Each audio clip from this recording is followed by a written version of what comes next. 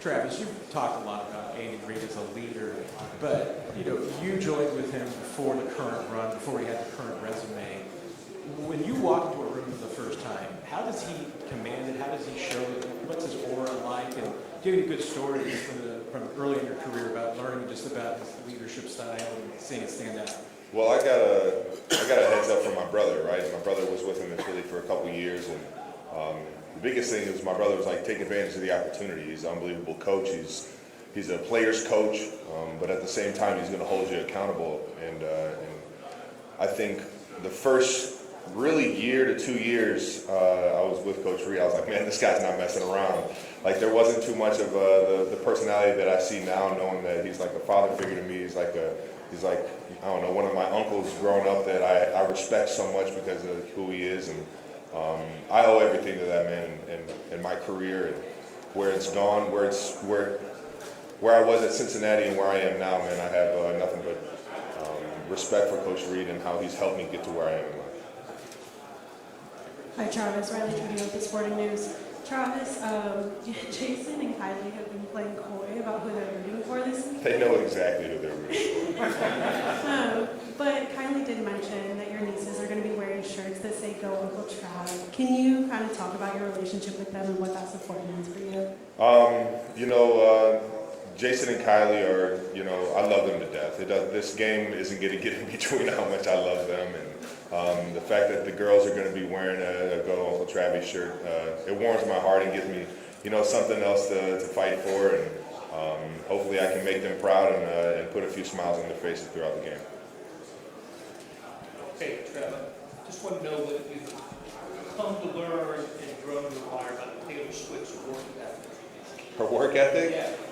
What I saw on that tour last year was pretty remarkable. I mean, to see the week in, week out, traveling from one country to the next, and how excruciating it is on her body and on her mind. And it's not just her; it was her entire tour. It was the dancers, it was the band, the singers, it was everybody involved, and it was an absolute machine. And it was something I could admire watching and take a lot of notes from. Hey, Travis, over here. There's a whole bunch of people's hands up. Go ahead and just hit it. Yeah, thank you. Gotcha. Adam, what's going on? You said the other night you plan to play next year, maybe beyond as well. What's left for you the rest of your career? And obviously not football. Yeah, I've got a full heart of football left in me. I really love this game, and I think throughout the year it can get pretty tough, but it's moments like these, the playoffs, these memories that I'll have with the teammates and coaches that I go to war with, and wanting to keep that legacy or keep finding new ways to create those memories, I think will I don't know, just keep fueling me and my love for football. Do you see your role changing at all? I feel like this year I kind of stepped into a role of being more of a voice for the guys. I mean, we have a lot of new faces, whether it was guys that we picked up in the offseason or guys we picked up throughout the season. Obviously, Kareem and Juju have been here. They understand the culture and everything, but just being able to be there for the young guys and help them understand the offense better and hopefully understand, how to weather the storm of a week like this. Good morning, Travis. And what's your main motivation by winning this Super Bowl, and what would be the biggest challenge facing this Eagles passing defense? Yeah, I mean, their defense, this is going to be the best defense we play all year. They play so well together. Their secondary, you can tell they're all on the same page. They all understand their rules, a lot of zone coverage, but when it comes down to playing man, they're very physical. So it's going to be our biggest challenge yet, and I haven't even talked about the D-line yet. Their D-line is one of the best in the league. And it's going to be a fun challenge, man. I love going up against the best. It's why I play the game, and sure enough, we got two Goliaths going at it at the Super Bowl, man. Travis, a lot of the guys talk about how you are in practice and just the tone that you set in practice. Is that something you're consciously aware of? Is that one of the reasons you're like that? Is the joy of the game? Can you take me through your motivation every day? Man, you know what? Early on in my career, I think a lot of my motivation was driven off of individual success, wanting to get that acknowledgement my peers, of the people watching the game, that I was somebody fun to watch, or I was worth watching, or I was worth, having on your team. And nowadays I just love going to work with the guys that I'm in the building with. I love sharing these memories. I love,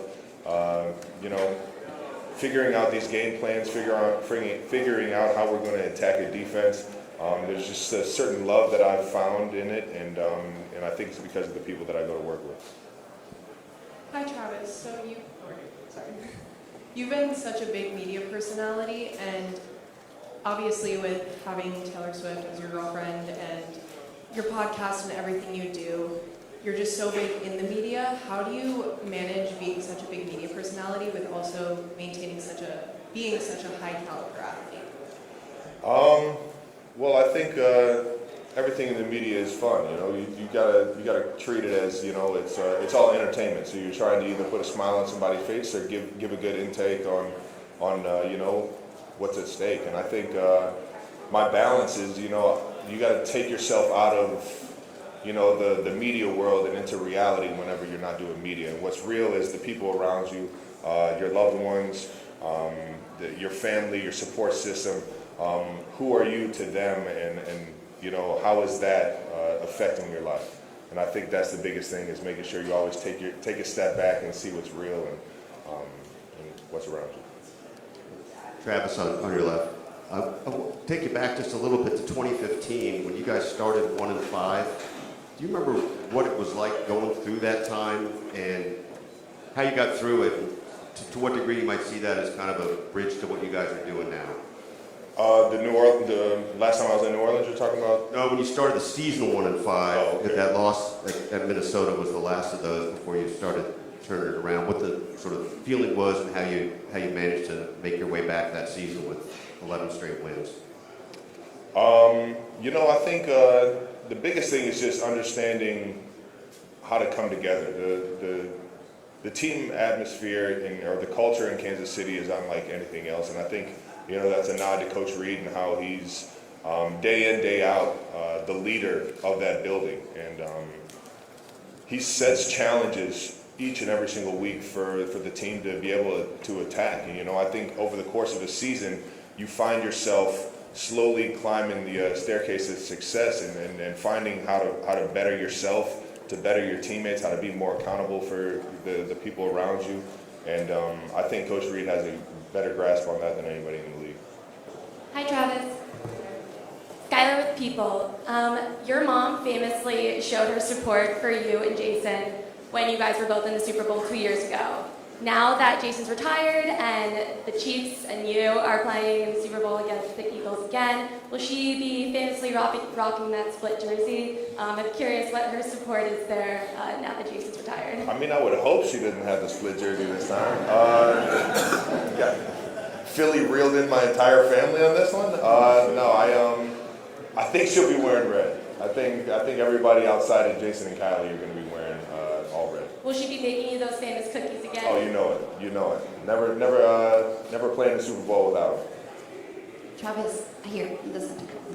There's been a lot of noise about you guys being helped in some way or another to get here. Why do you think people is so bothered by other success? I don't know. I feel like I've been there before, and I used to look at the Patriots like that, and I used to have the desire to have the success that they had. I don't necessarily remember, hating on them as much, but I definitely remember wanting the desire, or having the desire to be like them, for sure, and to be at the top of the mountain, and to be, year in, year out, the standard in the NFL. And yeah, it's come a long way, I guess. TE Travis over here. I've heard a lot of people say you practice like you play. Is that something that was learned for you, or is it something just that's come natural to you from the time you started playing football? It's definitely something I learned over the course of my career. Coach Reid keeps you accountable in that aspect. He's got the quote-unquote old school mentality. He's an old school football coach where you're going to put the work in. You're going to bring your lunch pail to work every single day and grind it out. And, those are how you find real answers. You don't practicing 100 miles per hour is the only way you find that timing with the quarterbacks. You find that feel for the defenses and the zones that you got to find. And you know, as an offense, there's no better reps that you can get than full speed reps. Hey Travis, I was curious, after the AFC Championship game, I think you or Remigio said you went up to him after his fair catch and said that's not being right, and he broke off a long punt return after that. How often do you pick your spots to do that, or you talk to guys a lot during the game, trying to inspire them? I don't remember telling him he wasn't great on that play. I just remember telling him be great. You know, who Nico is as a returner is, I mean, he's a special player. And I thought he could have stole a few more yards, or at least not have gone for the fair catch there. And, you know, I didn't realize at the moment he was doing it because he didn't feel comfortable in returning that. And it's like, by all means, do your job, dog. If you don't feel comfortable returning that thing, don't do it. And sure enough, he went out there the next time, had a huge play for us, and I was so happy for him. I was the first guy to run over to him and get hyped for him and tell him he was being great. So I got all the love in the world for Nico, and I definitely trust everything he's doing back there. I don't know if I challenge guys individually. I think I'm naturally just on the sidelines, making sure everybody has a sense of urgency to, you know, get excited about their job for sure. Travis, Will Compton with Bussin' with the Boys. Earlier this year, Good to when see you you. broke the franchise record, you seemed to not really hit the dunk on the field goal post. And then every time you seem to hit the open field, you might be getting hawked down. I'm not saying it, but I think a lot of people would like to know if you feel like you've lost a step. It's motivation right there, isn't it? I've been eating clean. I haven't been drinking as much. A little lower on the pounds this week, so hopefully I can run away from some Eagles out there. But I also saw you run your 40 the other day, and we might be in the same boat. Shout out to Bussin', baby.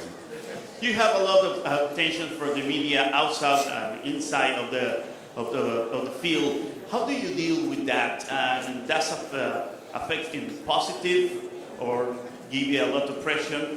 And will you have a special routine this Saturday before the game to the Super Bowl?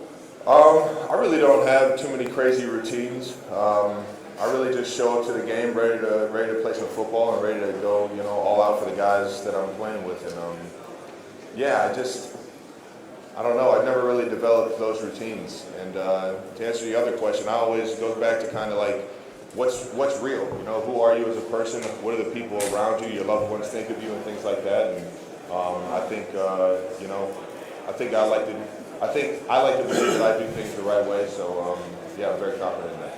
Thank you. Have a good one, guys.